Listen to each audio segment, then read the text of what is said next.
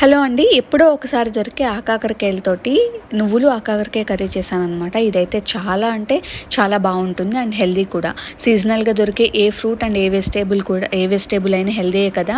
So దీనికోసం ఏం చేయాలంటే ముందుగా కడాయి పెట్టుకుని దానిలో ఆయిల్ వేసుకుని, ఆయిల్ హీట్ అయిన తర్వాత జీలకర్ర వేసుకోవాలి. తర్వాత సన్నగా చాప్ చేసుకున్న ఆనియన్స్ ఏవైతే ఉన్నాయో అవన్నీ వేసుకోవాలన్నమాట. ఇవన్నీ వేసుకుని ఆనియన్స్ కొంచెం ఫ్రై అయిన తర్వాత రౌండ్గా కట్ చేసుకున్న ఆకాకరకాయ ముక్కలను కూడా వేసేసుకోవాలి.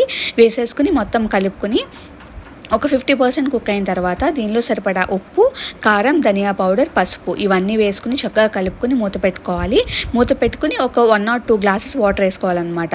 ఇది మొత్తం కుక్ అయిన తర్వాత దీనిలో మనం ఆల్రెడీ కొంచెం ఫ్రై చేసుకుని పొడి చేసుకున్న నువ్వులను కూడా వేసుకుని కలుపుకుని మూత పెట్టుకుని ఒక 5 minutes కుక్ చేసుకుంటే చాలండి.